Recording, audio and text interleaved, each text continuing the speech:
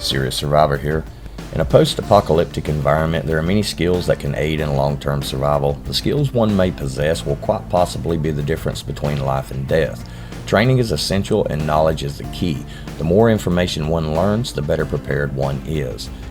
The Apocalypse Tips Urban Survival Series number 6B focuses on what is called the Gray Man. This is an individual who possesses the skills, abilities, and the intent to blend into almost any situation, surrounding, or environment without standing out. There's a difference in being the Gray Man to bug out of an urban environment or to blend in and move about undetected than in using similar tactics to gain a tactical advantage in a combat situation. There are differences in the skills needed, but yet many similarities. In this video, we will discuss 3 Gray Man tactics or techniques that can easily be accomplished with some practice or training, along with some tips that will help in blending in and moving unnoticed through difficult situations and environments. The more skills and knowledge that an individual may possess and can use efficiently, the better chance of not only surviving, but thriving. The Gray Man, some say, cannot be learned. That is simply a skill you possess or you do not. I personally believe that any skill can be learned with the proper mindset, training, and knowledge. For those who have little to no combat experience or training, the Gray Man tactics may be the best choice, but keep in mind, just because you're trying to go unnoticed doesn't mean that you will.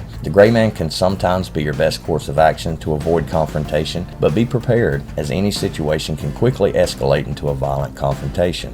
This skill set is instinctual, environmental, and situational dependent.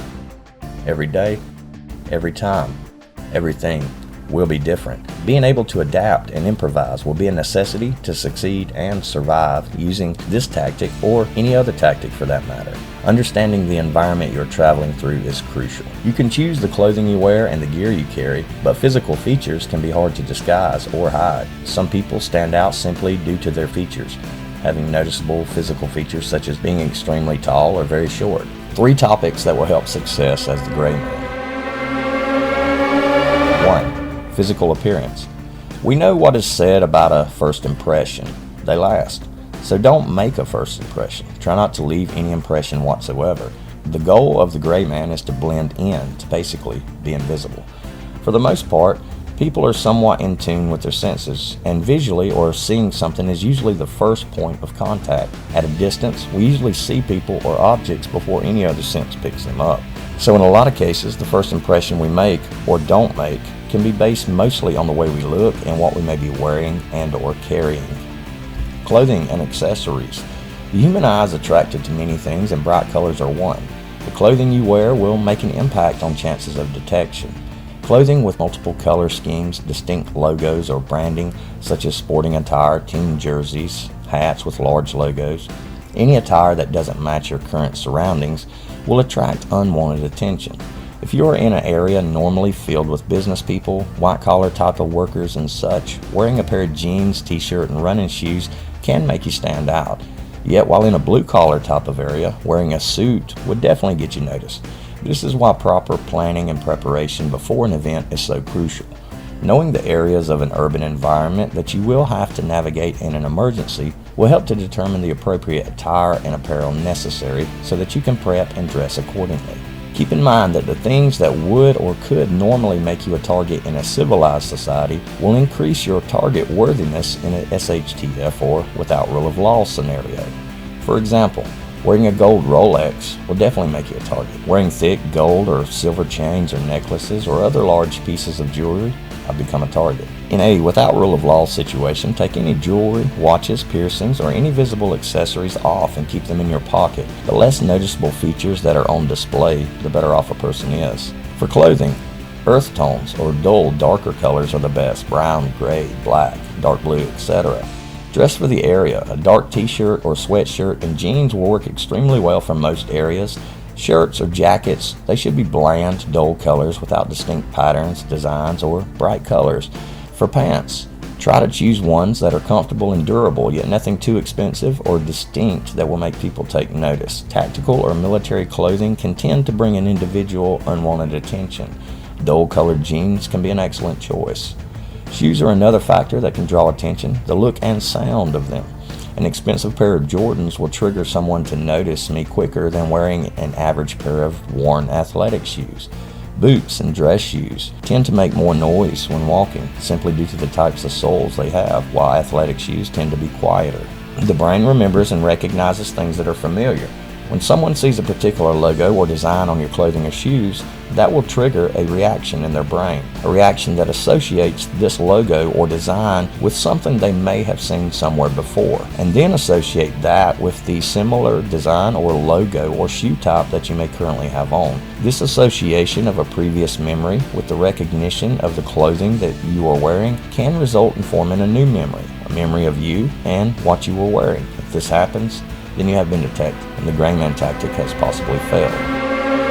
Number 2, smell and sound. This category is often overlooked. We have to take into consideration the fact that senses of smell and hearing are powerful and also determining factors in success. Drawing attention to yourself by making unnecessary noise can easily give away your position, which will or can cause a bystander to simply look directly at you and take notice of your presence. Make as little noise as possible. Don't wear items like keychains and such that make noise while you're walking or moving. Smell is also an important factor. Using distinctive cologne, perfume, body wash, or other items can trigger someone's sense of smell when they're in close proximity to you. Have you ever been in an elevator or been in a small room with someone who wears too much cologne or aftershave? If so, then you know that it automatically draws your attention in and makes you focus on that person. In a bug out or other situation, keep in mind that when survival is key, a lot of people will not be wearing any type of scent, which will make any scent you're wearing stand out even more. Number 3, actions. This is probably the most difficult category because actions and reactions are going to differ with each and every situation that one may face. A set of actions in one situation may not be feasible in another. This requires that a trait called situational awareness should be developed and utilized.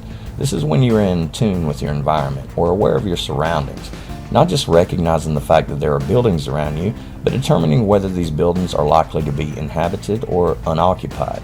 Noticing things such as available points of entry and exit, the number of windows, alleys, etc., all of which could conceal a threat.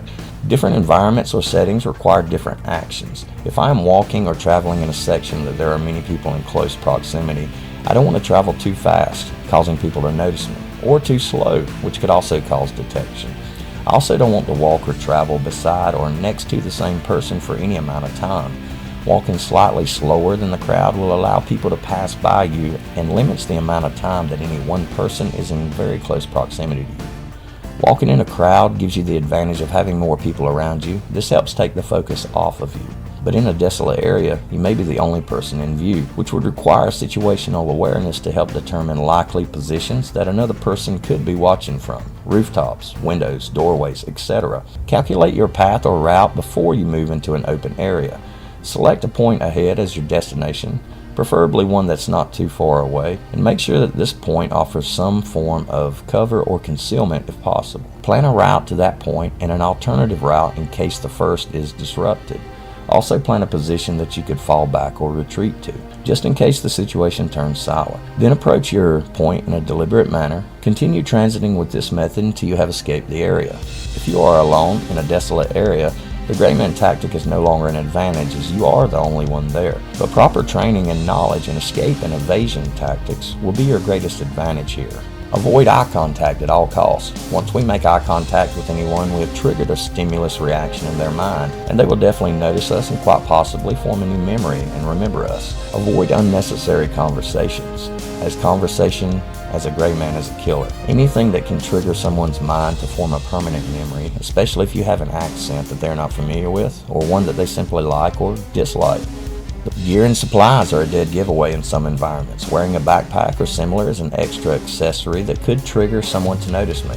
In some places a backpack would be normal, but in some locations it stands out. This can be a difficult subject because without a pack you can't carry much supplies, and this can make bugging out harder. If you wear a pack as the gray man, use one that isn't extremely large and isn't bright colored. Something just big enough to carry only the essential items you may need for survival, and also a type of pack that you might find commonly around your area. Behavior will be very important. In a crowded or somewhat crowded area, we don't want to sneak around, peering around corners, using binoculars, constantly changing direction, looking around too intensely, or any other behavior that doesn't fit in with the particular crowd of people that you are in. The gray man tactics vary depending on the location you are in. To successfully pull this off, we need to be able to change our tactics when our location changes. To be the gray man, dress accordingly. Behave the same as those around you. The most important trait, assessment. Being able to assess the situation and react accordingly. Knowing when you are most likely to be noticed due to your appearance or clothing, and when you need to hide and not to move. Noticing when you are noticed and assessing the reaction of that person. Determining if an area should or should not be traveled through. If you're carrying gear and supplies, you may not want to even be near other people. In a crowd, appearing empty-handed can help blend in much easier. Well, that's it for now. There will be more about the Gray Man in upcoming videos, including a comparison of it versus a more combat-oriented or tactical approach, and methods that can help when one has been detected. Thanks a lot for watching the video. Please like, subscribe, and share for more videos, and for now, Serious Survivor, out.